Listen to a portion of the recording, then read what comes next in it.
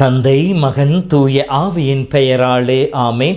மூவொரு கடவுளுடைய அருளும் ஆசீரும் பாதுகாப்பும் வழிநடத்துதலும் உங்களோடு இருப்பதாக.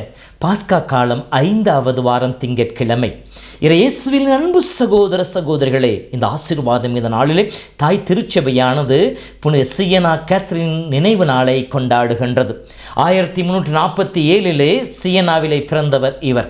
குழந்தை பருவம் முதலே கடவுளை காட்சியிலே காணுகின்ற வரம் பெற்றவராக இருந்தார். கடவுளின் மீதும் அன்னை மரியாள் மீதும் அளவு கடந்த பக்தியும் விசுவாசம் கொண்டவராக இருந்தார். வீட்டிலே மாடிப்படி ஏறி இறங்குகின்ற பொழுது கூட அருள் நிறை ஜெபத்தை ஜெபித்து அன்னையின் வழியாக ஆண்டோடைய உறவிலை தன்னை ஐக்கியப்படுத்துபவராக இருந்தார். இளமை முதலே அதிதீவிர ஒருத்தல் முயற்சிகளினாலே கடவுளோடு இணைந்து வாழ்பவராக இருந்தார். இத்தகைய ஆசீர்வாதம் மிகுந்த வாழ்ந்த இவர் தன்னுடைய 7வது வயதிலே தன்னுடைய கன்னிமையை முழுமையாக ஆண்டவருக்கு அர்ப்பணித்தார். தாயினுடைய எதிர்ப்புக்கு மத்தியிலே தந்தையினுடைய ஆதரவோடு 16வது வயதிலே சாமிநாதர் 3ஆம் சபையிலே சேர்ந்து துறவு உடையை உடுத்தி கொண்டார். தந்தை இறந்த பிற்பாடு தாயோடு இணைந்து வாழ்ந்து தன்னுடைய துறவு வாழ்வை வாழ்ந்ததாக சொல்லப்படுகின்றது. இவர் இவ்வாறு துறவியாக வாழ்ந்து கொண்டிருக்கின்ற பொழுது தனக்கு கிடைத்த ஆன்மீக தந்தையினுடைய வார்த்தைகளை முழுமையாக கீழ்ப்படிந்து நடப்பவராக இருந்தார். ஆன்மீக தந்தையின் அறிவுரைகளை பெறுபவராகவும் இருந்தார். இவர் தூய ஆவின் வல்லமை நிறைவாய் பெற்றிருந்ததனாலே ஞானமிக்க வார்த்தைகளை மட்டுமே பேசி இறை உறவை தன்னிலும் பிறரிலும் ஏற்படுத்துபவராகவும் வாழ்ந்திருந்தார்.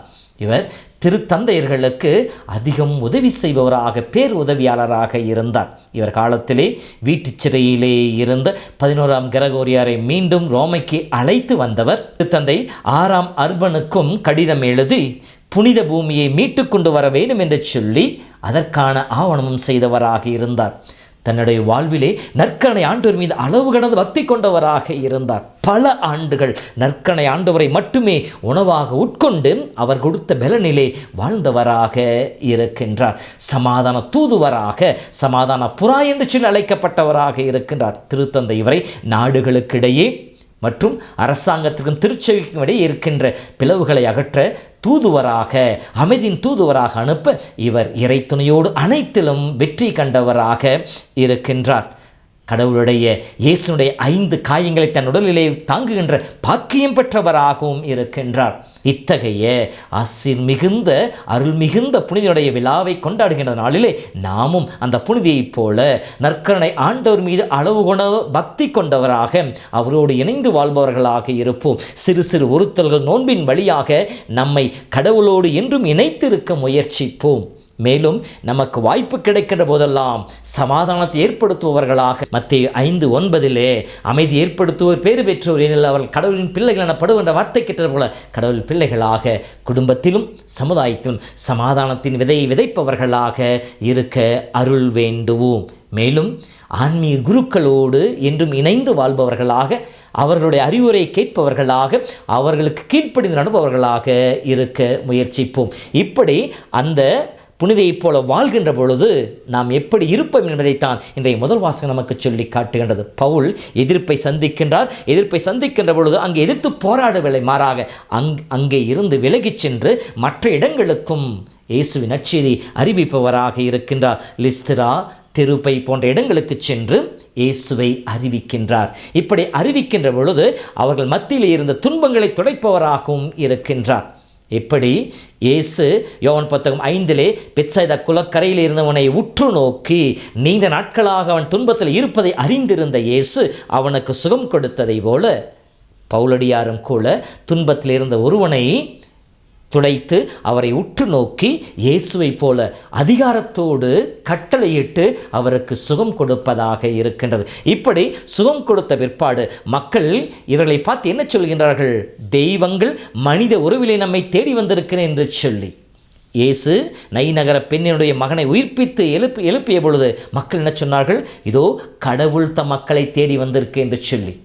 இப்படி இயேசுவை போலவே இவரும் தன்னை இறை வல்லமையை வெளிப்படுத்துவராக காட்டிக்கொண்டார். இப்படி இறை வல்லமை வெளிப்படுகின்றது. மக்கள் அவரை பிடித்து கடவுளாக்க முயற்சிக்கின்ற பொழுது, நானும் உங்களைப் போல மனிதர்கள் தன்னை சொல்லிவிட்டு திருத்துவர்பணி 3ஆம் அதிகாரத்தை பேதுரு சொல்வதை போல, இந்த மனிதன் குணம் பெற்றிருப்பது என்னுடைய வல்லமையாலேயோ ஞானத்தாலோ அல்லையே, இயேசு கிறிஸ்துவின் நாமத்தினாலே என்று சொல்வார். அதே போல இவரும் இயேசு கிறிஸ்துவை புகழ்ந்து போற்றுபவராக இருக்கின்றார். இப்படி சொன்னவர், மனம் திரும்பி இயேசுவிடம் வாருங்கள், உங்களுடைய பயனற்ற வழிகளை விட்டுவிட்டு ஆண்டவரை தேடி வாருங்கள் என்று சொல்கின்றார். இப்படி நீங்கள் தேடி வருகின்ற ஆண்டவர் தொடக்கம் முதலே உங்களை ஆசீர்வதித்துக் கொண்டிருந்தவர்.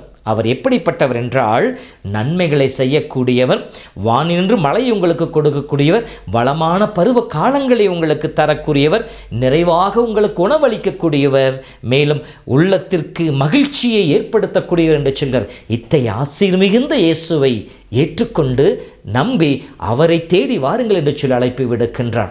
விவேகத்தோடு இறை அருளோடு நற்செய்தியை பறைசாற்றிய பவுலை போல நாம் விவேகத்தோடு வாழ முயற்சிப்போம். ஜெபிப்போமா? அன்பின் ஆண்டவரே, ஆசீர்வாதம் மிகுந்த நாளை கொடுத்தமைக்காக உமக்கு நன்றி செலுத்துகிறோம். இந்த நாளிலும் கூட புனித கேத்ரீன் வழியாக உம்மை இறுக பற்றி கொள்ள உம்மோடு உறவிலே நிலைத்திருக்க எங்களை அழைத்திருக்கின்றீர். நற்கனை தெய்வமே, உம்மில் அதிக பற்று கொண்டு வாழவும் எல்லா நிலைகளும் ஜபத்தின் வழியாக உம்மோடு இணைந்திருக்கிற மக்களாக இருக்கும் எங்களுக்கு அருள் தருவீராக. உம்முடைய சமாதான மகிழ்ச்சி எங்கள் உள்ளத்தில் என்றும் நிறைவாய் தங்குவதாக. உம்முடைய ஆவியின் வல்லமையால் விவேகத்தோடு பேசுகின்ற மனிதர்களாக இருக்கும், அமைதி ஏற்படுத்துகிற மக்களாக வாழவும் எங்களுக்கு அருள் தருவீராக. நன்மைகளில் நாயகனே, நன்மைகளால் எங்களை நிறைத்து நிறைவான மகிழ்ச்சி எங்களில் கொடுத்து உமது சமாதானத்தில் நாங்கள் என்றும் நிலைத்திருக்க அருள் தருவீராக. ஆண்டவர்களோடு இருப்பாராக. எல்லாம் வல்ல இறைவன், தந்தை, மகன், தூய ஆவியின் பெயராலே ஆமேன். கூடவே ஓ இயேசுவே, நீர் இல்லாமல் நான் வாழ முடியாது. என் பக்கத்திலே ஓ இயேசுவே, நீர் இல்லாமல் நான் வாழ முடியாது. என் கூடவே ஓ இயேசுவே, நீர்